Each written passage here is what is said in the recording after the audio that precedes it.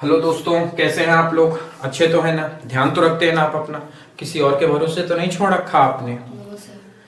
आप अपना ख्याल रखिए, ठीक है? जिंदगी काफी अनमोल है, पढ़ाई का लोड मत लीजिएगा। चलिए आज बात करते हैं हम लोग प्रश्नावली 1.2 की। 1.2 में पहला क्वेश्चन जैसे इसने बोला है, क्या बोला है कि प्रत्येक अपरिमेय संख्या एक वास्तविक संख्या होती है। पहला क्वेश्चन 1.2 का पहला क्वेश्चन मैं बता रहा हूं। इसके पहले मैंने प्रश्नावली 1.1 पूरी कंप्लीट करा दिया है, कल एक ही वीडियो में मैंने कंप्लीट करा दिया था।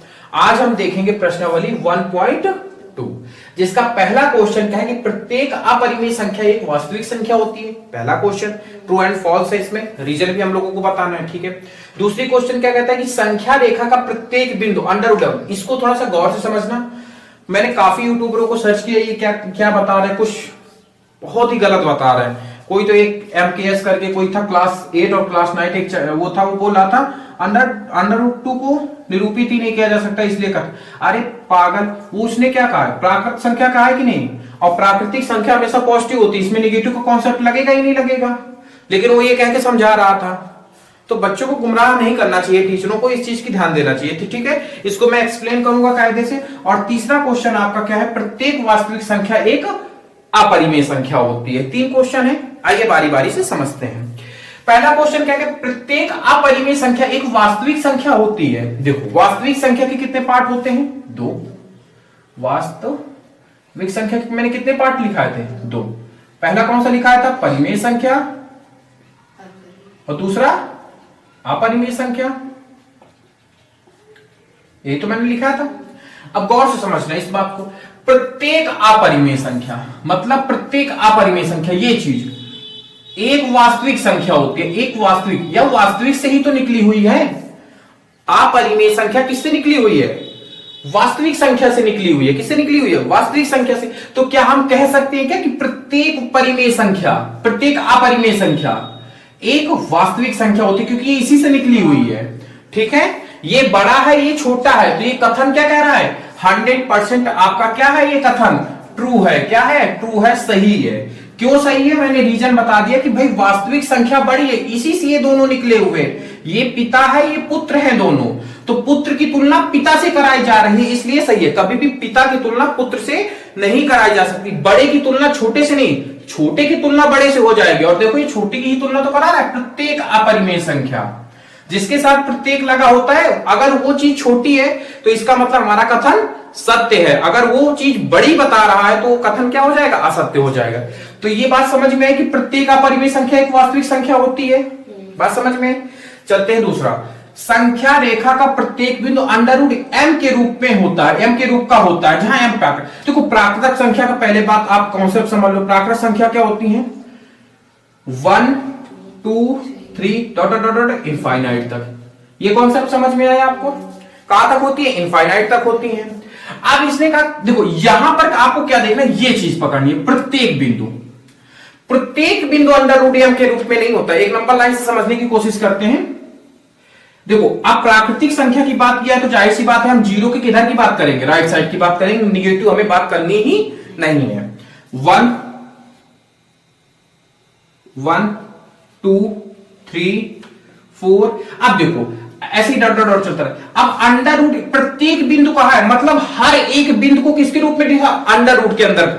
मतलब √m को भी हम यहां पे लिख सकते हैं, √2 को भी हम लिख सकते हैं, √3 को भी लिख सकते हैं, √4 को लिख सकते हैं। तो एक बात बताओ मुझे, क्या एक को तो आप डिनोट कर सकते हो नंबर लाइन में, 4 को डिनोट क्योंकि 2 निकल के आता है। लेकिन क्या 2 और 3 को √2 और 3 को नंबर लाइन में डिनोट किया जा सकता है? नहीं किया जा सकता है। एक्चुअल रीजनिंग, क्योंकि ये एक अपरिमेय संख्या है। क्या है?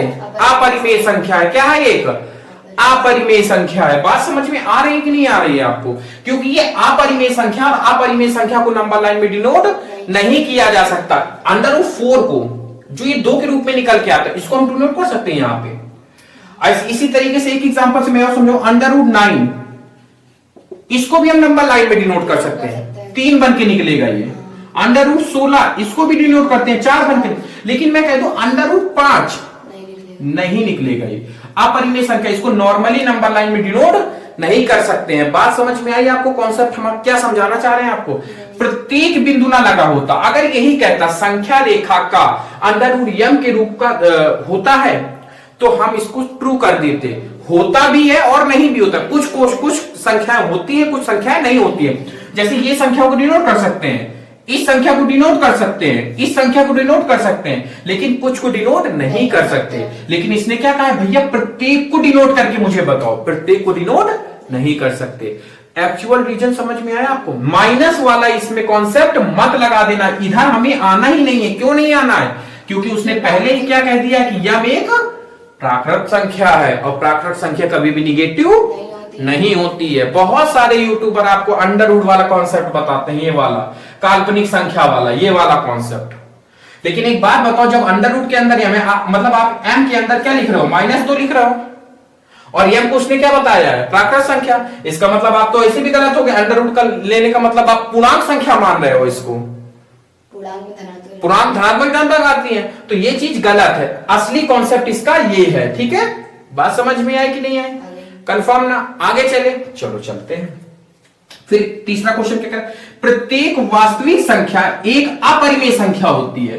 अब देखो, उसी को पकड़ लो, प्रत्येक किसकी तुलना करा रहा है, प्रत्येक वास्तविक, बाप की तुलना बेटे से करा रहा है। प्रत्येक वास्तविक संख्या एक अपरिमेय संख्या, इम्पॉसिबल है भैया।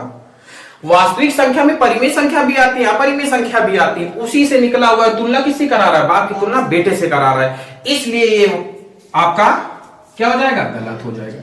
ये भी आपका क्या हो जाएगा, गलत हो जाएगा, फॉल्स हो जाएगा। बात समझ में आ रही? अगर यहां पर प्रत्येक की जगह वास्तविक संख्या एक अपरिमेय संख्या होती तो हो सकता था। क्यों? क्योंकि बहुत सारी वास्तविक संख्या परिमेय संख्या होती है और अपरिमेय संख्या होती है, लेकिन इसने प्रत्येक शब्द जोड़ दिया है। मतलब हर एक अंक क्या होना चाहिए, अपरिमेय के साथ साथ वास्तविक भी होना चाहिए, सॉरी वास्तविक के साथ साथ अपरिमेय भी होना चाहिए, जो इम्पॉसिबल है। वास्तविक बड़ा है और आपका अपरिमेय छोटा है। ठीक है, बात समझ में आई कि उल्टा, जब कभी भी उल्टा कथन कहे इसका मतलब वो गलत है। बात समझ में आ गई? यहां तक आप लोगों को कोई दिक्कत है? यहाँ पे दिक्कत है, नहीं समझ में आ रहा तो आप कमेंट के माध्यम से आप हमें बता सकते हैं। ठीक है बेटा, आपको समझ में आ गया? चलो, इसके बाद हम आगे के क्वेश्चनों की बात करते हैं, आप तब तक इसको नोट कर लो। चलिए, वो क्वेश्चन नोट हो गए थे। अब मैंने एक नया क्वेश्चन लिखा है, क्या है, क्या सभी धनात्मक पूर्णांक के वर्गमूल, इसको देख ध्यान देना, वर्गमूल अपरिमेय होते हैं? उसने खुद ही कह दिया है यदि नहीं, देखो लैंग्वेज समझना है आपको क्वेश्चन की, यदि नहीं तो एक ऐसी संख्या के वर्गमूल का उदाहरण दीजिए जो परिमेय संख्या हो। सबसे पहले आप मुझे यह बताओ कि क्या परिमेय और अपरिमेय का कॉन्सेप्ट पता है कि नहीं पता आपको? परिमेय संख्या क्या होती है, अपरिमेय संख्या क्या होती है? देखो मैं यहाँ पे आपको एज अ रिवाइज के तौर पे मैं दिखा दे रहा हूं कि परिमेय संख्या क्या होती है, अपरिमेय संख्या मैं बता चुका हूं आपको, कई बार मैंने बताया। परिमेय संख्या क्या होती है? परिमेय संख्या ऐसी संख्या जिनको P/Q के रूप में लिखा जा सकता है,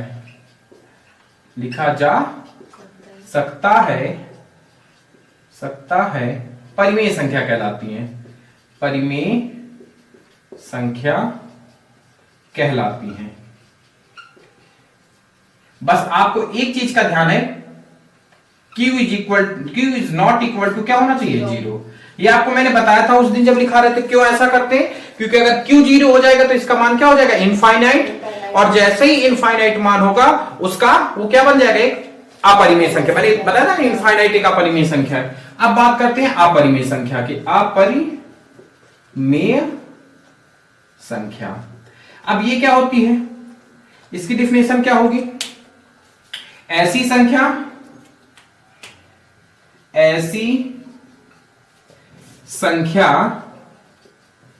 जिसे P/Q के रूप में नहीं लिखा जा सकता,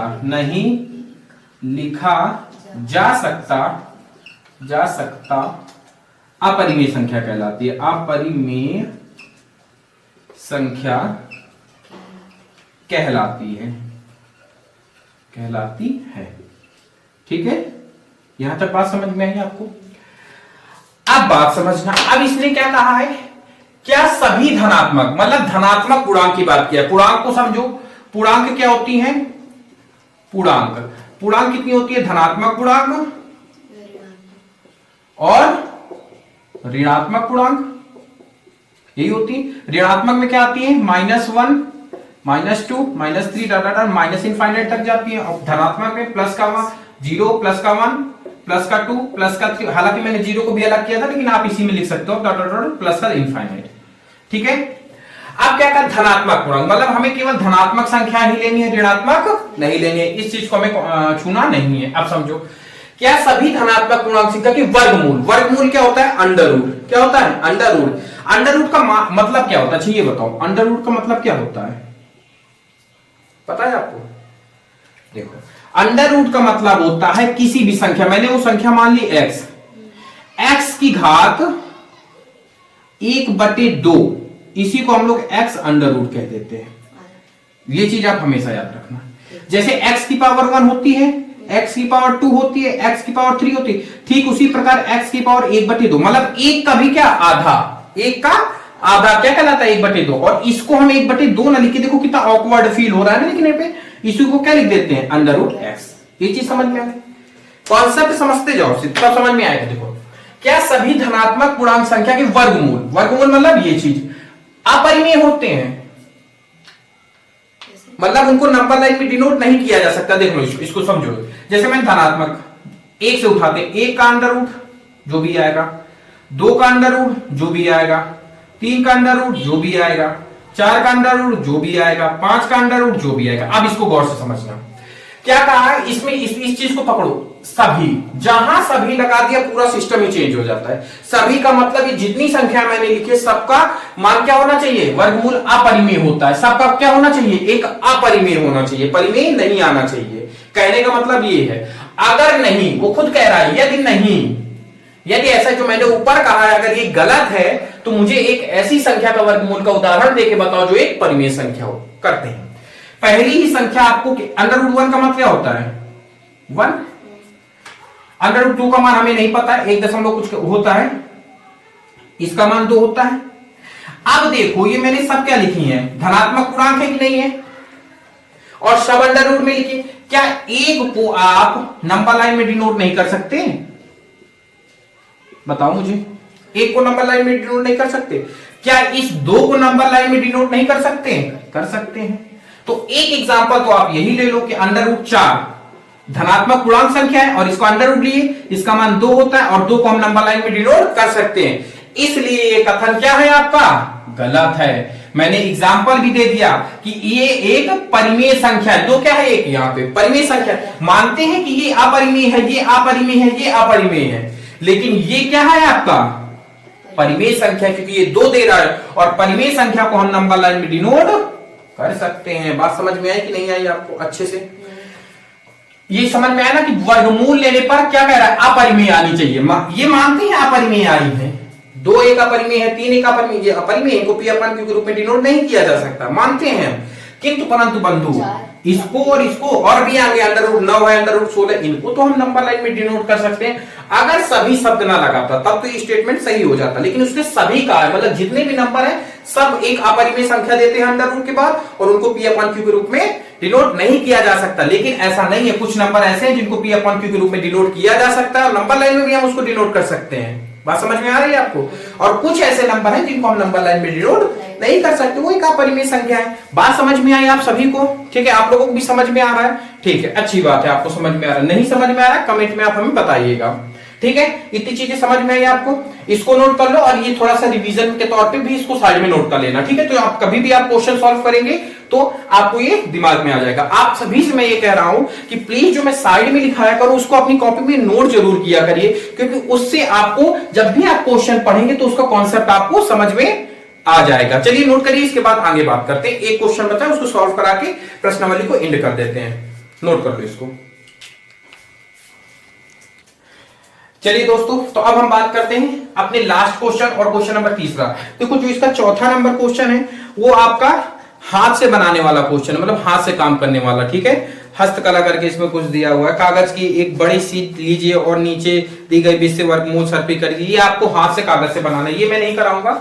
मैं क्वेश्चन नंबर सिर्फ तीसरा कराऊंगा और ये लास्ट है। इसके बाद ये वीडियो भी अंत हो जाएगा, ये क्लास भी अंत हो जाएगी और इसके बाद ये प्रश्नावली भी समाप्त हो जाएगी। इसके बाद कल नई प्रश्नावली और नए वीडियो के साथ मिलेंगे, ठीक है। तो बस लास्ट क्वेश्चन है, इसको हम लोग समझ लेते हैं।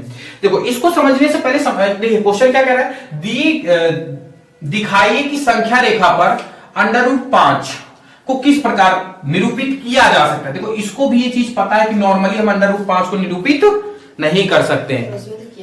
किया जा सकता है, सकता है मतलब पॉसिबिलिटी है, कर सकते हैं, ऐसी संभावना है, किंतु परंतु बंधु कंफर्म नहीं कर सकते। जैसे 2 और 3 और 4 को इस तरीके से कर सकते हैं, लेकिन √5 को नहीं कर सकते, ठीक है। बात समझना। देखो इसको निरूपित करने के लिए हमें थोड़ा सा क्या करना पड़ेगा, इज्यूम करना पड़ेगा, मानना पड़ेगा चीजों को, ठीक है। क्या करना पड़ेगा, मानना पड़ेगा। √5 को लाने के लिए हमें पाइथागोरस थ्योरम की जरूरत पड़ेगी। एक मैथमेटिशियन थे पाइथागोरस थ्योरम, पाइथागोरस, उन्होंने अपनी एक थ्योरम दी थी, उसी को कहा जाता है पाइथागोरस थ्योरम। उन्होंने त्रिभुज के एक पार्ट को उठाया था जिसका नाम है समकोण त्रिभुज। समकोण त्रिभुज को उन्होंने डिफाइन किया था और उसमें से उन्होंने अपना कुछ नियम दिया था, जो मैं अभी लिखने जा रहा हूं। तो समकोण त्रिभुज क्या होता है, जिसका एक कोण क्या हो, 90 अंश हो, वो क्या होता है हमारा समकोण त्रिभुज होता है। इस प्रकार से उन्होंने बताया था कि कर्ण, जो त्रिभुज की सबसे लंबी भुजा होती है, कर्ण, इसको क्या कहते हैं, कर्ण। ये क्या होती है हमारी आधार और ये क्या होती है हमारी लंब। तो आधार का वर्ग उन्होंने बताया था प्लस लंब का वर्ग उन्होंने बताया था, ठीक है। अब देखो ये पाइथागोरस थ्योरम क्या होती है, अगर इसको आपको डिटेल में जानना है, सीखना है, अच्छे से सीखना है, तो मैंने इसका वीडियो अभी 2-3 दिन में मैंने इसको शूट कर लिया है, एडिट करके सिर्फ अपलोड करना है। जैसे ही मैं इसको अपलोड कर लूंगा आप उसको जरूर देखिएगा, आप लोग भी देखिएगा और आप लोग भी देखिएगा, जिससे आपको पाइथागोरस थ्योरम में कोई दिक्कत नहीं पड़ेगी। गारंटी शुदा मैं 100% लिख के दे रहा हूं। अगर आपने मेरा वीडियो देख लिया, 20 मिनट तकरीबन वो वीडियो है, अगर उस वीडियो को आपने देख लिया तो ये बात कंफर्म मान के चलिए कि उसके अलावा आपको और कुछ पाइथागोरस थ्योरम के बारे में पढ़ने की जरूरत नहीं है। उसको मैंने प्रूफ, ये कर्ण क्या होते हैं, आधार क्या होती है, लंब क्या होते हैं, समरूप क्या होता है, सर्वांगसम क्या होता है और इसका नियम क्या होता है, त्रिभुज क्या होता है, सारी चीजें मैंने उस वीडियो में अच्छे से डिफाइन किया हुआ है और उसका प्रूफ तो उससे भी अच्छे से डिफाइन किया हुआ कि एक्चुअली में कर्ण वर्ग बराबर लंब वर्ग या आधार वर्ग प्लस लंब वर्ग आया कहां से। चलिए अब यहां से मैं क्या, कर्ण की जगह, क्योंकि मुझे कर्ण चाहिए, कर्ण की जगह 2 को हटाएंगे तो उधर क्या लग जाएगा, जाके हमारा √, लग जाएगा। जैसे ये कर्ण को, ये घात में 2 है, जब भी हम 2 को हटाते हैं तो अब तो ऐसा होता क्यों है भैया, ये भी तो एक सवाल है, आओ समझते हैं। जैसे मैं कह दूं x² बराबर 2 है, इसको 4 मान लो। अब इसकी घात क्या है, 1। अब मुझे x की वैल्यू चाहिए, आपसे क्या बता रहा है, क्या निकलवा रहा है, x का मान ज्ञात करो, यही निकलवा रहा है। मैं वो समझा रहा हूं कि ऐसा क्यों होता है, x का मान ज्ञात करो, ज्ञात करो, बात गौर से समझना, तो समझो जरा सा। अब मुझे यहां पे क्या बनाना है भाई, x इसकी पावर क्या है 1, इसकी पावर क्या है 2, मुझे क्या बनाना है, यहां पे 1 बनानी है, इस 2 को खत्म करना है, क्या करेंगे, तो मैं ऐसा ना करूं कि 2 को 1/2 से गुणा करा दूं, तो 2 से 2 कट जाएगा, 1 बचेगा। लेकिन जब हम काम लेफ्ट साइड में जो काम करेंगे वही काम क्या करेंगे राइट साइड में। मैथ का नियम होता है कि जब भी हम जो काम बराबर के इधर करते हैं वही क्या काम करते हैं, बराबर के उधर। हमने घात में यहां पे क्या करा है, 1/2 का गुणा करा है, तो हम घात में भी उधर कितने का गुणा कराएंगे, 1/2 का गुणा कराएंगे। यहां तक बात समझ में, तो ये और ये कट जाएगा, यहां पे क्या बचेगा, x की पावर 1, यहां पे 1 गुणे 1, 4 की पावर 1/2। जस्ट मैंने अभी इसके पहले वाले वीडियो में बताया, इसका मान क्या होता है, √। तो देखो जरा सा, इधर स्क्वायर हटा तो इधर क्या लग जाता है, √। सेम कंडीशन वहां पे, इधर का स्क्वायर हटेगा तो इधर क्या लगेगा, √। तो ये क्या हो जाएगा, आधार का वर्ग प्लस लंब का वर्ग। अब मुझे कर्ण बराबर क्या चाहिए, मुझे इसका मान निकालना है, तो मुझे यही चाहिए। अब यहां पे मैं क्या ऐसा रखूं कि 5 हमें मिल जाए √ के अंदर, तो मैं क्या ऐसा नहीं कह सकता हूं कि आधार को मैं मान लेता हूं 2 और लंब को क्या मान लेता हूं 1, क्योंकि जब हम इनका वर्ग करेंगे तो यहां पे क्या प्राप्त हो जाएगा 4, और 1 का वर्ग करेंगे 1 ही प्राप्त होगा, तो हमें √5 नहीं प्राप्त हो जाएगा, 4 + 1 बराबर √5, यही प्राप्त होगा। अब इसको समझने की कोशिश करिएगा, आधार का बराबर 2, और ये चीज समझ में आई, आ गया। इसको बिताड़ दे हम, चलो इसको नोट कर लेना आप कॉपी में। ठीक है, अब बात समझो। उसने क्या किया, आधार। अब हम अब डिनोट करेंगे क्या, एक्स और वाई पक्ष को, या सिंपल से आप पहले नंबर लाइन ऐसे खींच लेंगे, आप खींच लिए, टेढ़ी खींच गई ना थोड़ी सी, देखो आप इसको कैसे खींचेंगे, बिल्कुल सीधी खींचा हमने। यहां पर हमने क्या रखा, 0। निगेटिव से हमें कोई मतलब नहीं, क्योंकि अंडर रूट के अंदर हमें कौन सा मान चाहिए, फाइव चाहिए, पॉजिटिव चाहिए, तो मुझे पॉजिटिव की तरफ बात करनी। अब देखो मैंने यहाँ पे एक मानक ले लिया 1, लगभग दूरी ले लिया 2, लगभग दूरी ले लिया 3, लगभग दूरी ले लिया 4। इस प्रकार से लगभग दूरियां क्या होनी चाहिए आपस में, बराबर दूरियां क्यों लेते हैं, बराबर दूरियां इसलिए लेते हैं क्योंकि मानक बराबर होना चाहिए ना। अगर आपने मानक डिस्टर्ब कर दिया तब तो गड़बड़ हो गई काम। मैं कहूं कि 1 और 2 के बीच में कितने खंड होते हैं, तो आप क्या बताओगे, 9 खंड होते हैं। कितने होते हैं, 9 खंड होते हैं। आप पटरी में ले लीजिएगा और गिनिएगा, ठीक है, 4 इस तरफ 4 इस तरफ, एक बड़ी डंडी रहती है बीच में जिसको 4.5 लिखते हैं, तो 9 होती है, ठीक है, 9 ही होती है ना। देखो पट्टी है तो आप उसको कंफर्म कर लीजिएगा, ठीक है। अब मैं बात करता हूं, देखो, और ठीक इसी प्रकार अब देखो मुझे आधार मैंने क्या लिया था, 2, तो आधार में हम कितने पॉइंट लेंगे, 2, 1 और 2, यहां पे हमने लगा लिया निशान, बड़ा सा थोड़ा सा निशान। लंब में कितना ले रहे हैं, 1, तो जितनी दूरी हम यहां के लिए हैं उतनी ही दूरी हम कहां लेंगे, ऊपर साइड। हमने लिया उतनी दूरी यहां पे, मान लिया कि 1 है, ठीक है। और मुझे क्या बनाना था, कर्ण, तो ये सीधी रेखा जाएगी, 90 अंश लिखा हमने, और यहां से इसको क्या कर देंगे, मिला देंगे, ठीक है। जो आपने चित्र बना के मुझे भेजा था वो गलत था, सर ने इसी तरह बताया, सर ने इस तरह बताया, वो अच्छी बात है, वो सर ने बताया था, लेकिन एक्चुअल इसका ये बनेगा। यहां पर सर ने डंडी खींची थी ना, वो उतना सही नहीं है, क्योंकि जब यहां पे काम करेंगे तो ये एक्स अक्ष मान एक ही आएगा आपका आंसर, लेकिन एक्चुअल असली चित्र इसका ये समझने की कोशिश करना, क्यों ये एक्स अक्ष को डिनोट करता है, ये वाई अक्ष को डिनोट करता है, और जब हम परपेंडिकुलर और बेस की बात करते हैं तो एक एक्स अक्ष क्या होता है, एक वाई अक्ष का होता है। और आपको पता होना चाहिए जब आप 2D पढ़ेंगे एक्स और वाई अक्ष, तो हमेशा एक्स और वाई अक्ष कहां से गिनी जाती है, 0 से। इस तरीके की बनाएंगे आप ऐसे, यहां पे क्या मानेंगे, 0, इसको मूल बिंदु कहेंगे, फिर इधर 1, इधर 2, इधर 3, ऊपर जाएंगे 1 2 3, फिर इधर आएंगे तो -1 -2, इस प्रकार से -1 ये पॉजिटिव एक्स प्लस होती है, ये पॉजिटिव वाई अक्ष होती है, पॉजिटिव एक्स अक्ष होती है, निगेटिव वाई अक्ष होती है, ये निगेटिव एक्स अक्ष होता है। ये 2D का सिस्टम है, तो आपको उसी हिसाब से इसको ड्रॉ करना पड़ेगा। आप यहां पे लाइन नहीं खींच सकते, इस चीज को बेसिक याद रखना, ठीक है। बात समझ में आई, सर पूछना जाके उनसे, ठीक है, मैंने आपको ये बता दिया, समझो। अब आपको करना क्या, अब देखो ये पाइथागोरस थी, ये तो कोई यही चित्र बन गया कि नहीं बन गया, तो हमें कर्ण वर्ग कितना प्राप्त होगा, √5, यही प्राप्त हो रहा था। अब आपको करना कुछ नहीं है, यहां से यहां तक की आपको दूरी नाप लेनी है। क्या नाप लेना है, दूरी, और फिर उसी दूरी से एक इस प्रकार का चाप लगा देना है। जैसे ही आप चाप लगाएंगे, यहां से यहां तक जो भी आपको नापना हो, यहां से यहां तक की दूरी नापेंगी, और फिर एक प्रकार यहां रखेंगे। जब ऐसे लगाएंगे तो ये यहां से आपका एक कट जाएगा, क्या जाएगा, कट जाएगा, और यही आपका क्या दर्शा रहा होगा, बिंदु, √5 दर्शा रहा होगा। ये दूरी आपको नापनी है। गोला प्रकार की नोक आप कहीं पे भी रख सकती हैं, यहां से यहां तक की नाप सकती हैं, यहां से यहां तक का नाप सकती हैं। आपको कहीं पर भी नापना हो आप क्या कर सकती हैं, नाप सकती हैं। बात समझ में, ये दूरी हमें केवल मेजर करनी थी, इसलिए मैंने इतना ज्यादा ढोंग किया, नहीं तो कोई जरूरत नहीं थी। केवल ये डिस्टेंस पता करनी थी कि ये डिस्टेंस कितनी आएगी। जैसे ही आप इतना नापेंगे तो 0 से, भाई जो भी दूरी नापोगे तो 0 से ही तो नापोगे। मैंने यहां तक मुझे पता, अच्छा ये बताओ, ये √5 इसी की तो दूरी है, तो मुझे ये दूरी पता लगी, मतलब इतनी दूरी √5 की है कि नहीं है, तो बस गोला प्रकार यहां रखेंगे, लुक्की वाली जो पेज में छेद कर देते। अब बस एक चाप ऐसे मारेंगे, जैसे ही आप चाप मारेंगे तो ये क्या हो जाएगा, आपका √5 की डिस्टेंस आपको पता लग जाएगी। आई होप आपको अच्छे से समझ में आया होगा, आपको भी अच्छे से समझ में आया होगा। मैंने कॉन्सेप्ट भी समझा दिया। कुछ टीचर यहां से बताते हैं जो मेरे हिसाब से हल्का सा गलत लगता है, वो ऐसा करके कुछ चित्र बनवाते हैं। शायद मैं जल्दी से रफली बना देता हूँ, ये 0 है, ये 1 है, ये 2 है, यहाँ पे खताएंगे, ऐसे कराते हैं, कुछ ऐसा 0 बनाते हैं, फिर वो यहां से डिस्टेंस नपवा के ऐसे मार देते हैं, है ना। तो ये आपको थोड़ा सा, मुझे मेरे हिसाब से थोड़ा सा गलत लग रहा है।